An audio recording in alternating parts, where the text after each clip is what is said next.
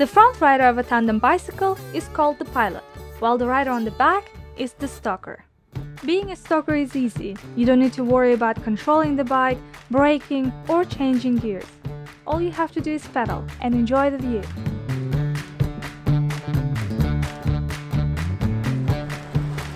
But is it true?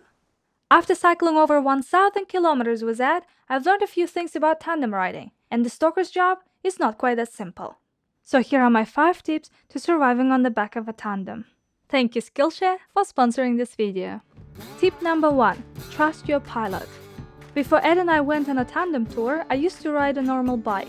Shifting from the freedom of being in control to being on the back of a tandem was a big change for me. Oh yeah, because I got used to using a normal bike back in Bishkek, and I always used to control my handlebar.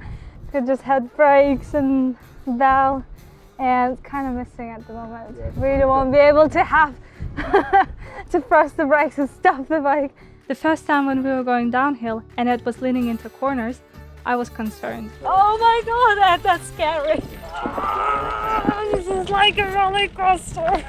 When you're at the rear, it's more like a roller coaster, and if you want to survive, you need to learn to trust your pilot to make decisions for both of you. You should learn to relax when the bike feels unbalanced and try not to steer from behind.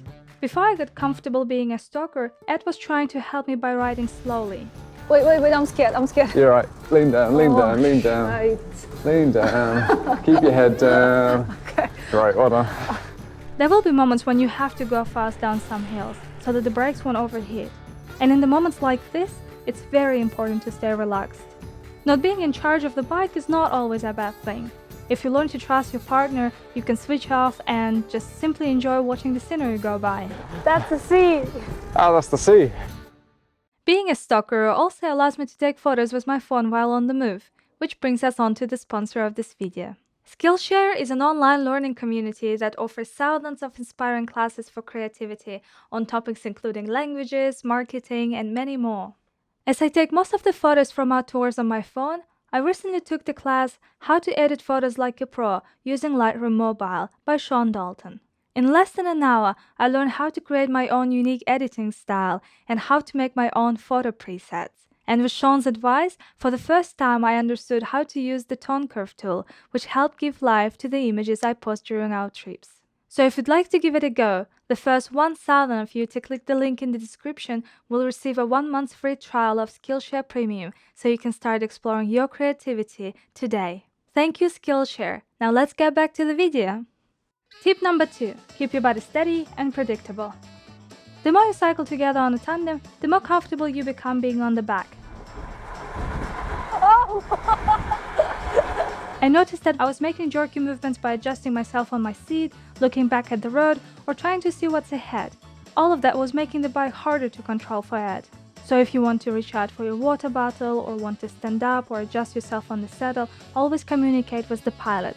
The stoker's body movements can affect the bike and can make it harder for the pilot to keep the bike in line. Tip number 3. Take responsibility for your own comfort. It's true that the stoker most of the time sees the front rider's bump. It's not always bad because you're being protected from the wind and insects, but you're not going to be protected from the potholes. Ed tries his best to call out them when he sees them. Oh, it's going to be bumpy. Oh, we're bumpy. But sometimes he misses the occasional bump on the road. I'm lucky to have a suspension seat which compresses to deal with much of the unevenness of the road, but sometimes I get offended and angry if I bounce over a nasty pothole and Ed hadn't warned me about it. I'm angry at Ed. I'm angry. Yeah. Okay. In order to survive, I realized I had to stop waiting until Ed informs me about every bump on the road, and instead decided to recognize the signals to make my ride smoother. Because I simply can't see through Ed, I started checking his body behavior. He doesn't have a suspension on his seat, so he slightly stands up and lifts his bum from the saddle when he sees potholes ahead. This became a signal for me. At this moment, I either slightly lift my bum or ask him if there were any bumps coming up, just to remind him that he's got a passenger on the back. We're going 26 miles per hour. I want you to remember that the front rider is multitasking most of the time. Don't get offended if your pilot forgets to inform you about everything. take things easy, and learn to take responsibility for your own comfort. Tip number 4. Always carry snacks. Tandem bicycle tours sound quite romantic, but let me tell you that it's not always easy to be with your partner on one bike 24/7. Ed and I have arguments on the road, and the majority of them happen simply because we're hungry or tired or both. The few arguments that we've had have just been not over food, but because of lack of food in stomachs, I think. Ed and I know that if one of us getting grumpy, impatient or rude, we need to stop for a food break. The stoker usually doesn't need to use both hands. During our trip, I was happy to navigate maps, help with indications on the road, take photos and videos, and most importantly, keep feeding Ed food from my bag. He eats lots of chocolate and biscuits. Have a bite. If you want your trip to be successful, remember to stay hydrated and carry snacks with you all the time. And just remember, tandem touring is a team effort. If one of you has run out of energy, you both end up being slow. Tip number 5. Take things with humor. If it's your first time on a tandem, be prepared to hear the same comment over and over again from passers-by. She's not pedaling! When a couple of people say it, it's funny, but it can start to become frustrating, hearing it all the time.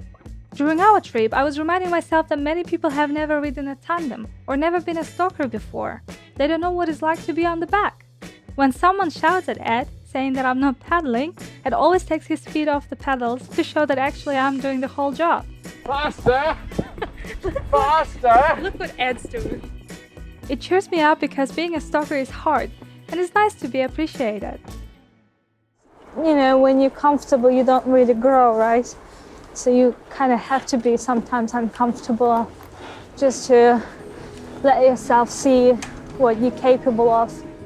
Traveling on tandem is fun, but also very challenging. It takes you out of your comfort zone and teaches you to solve problems with your partner. It doesn't matter how far you're going. Learn to trust, communicate, take things with humor, and remember, never forget to bring snacks. Thank you guys for watching this video. I hope you really enjoyed it. I personally enjoyed making it and giving you all the tips. I hope that one day you will decide to take a tandem and go on a ride with your friend or family member or your partner maybe. Tandem biking is quite challenging, but it's great fun. I truly enjoyed being stoker, so I hope that you will be the next.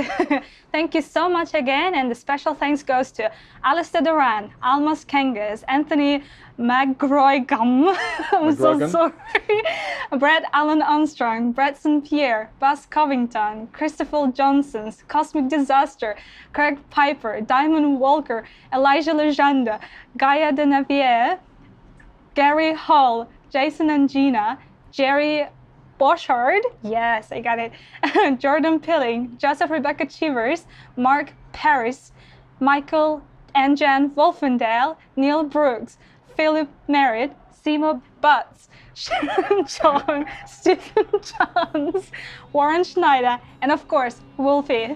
He made me to say all this. You did great. I'm so You did sorry. great. Yeah. Bye-bye.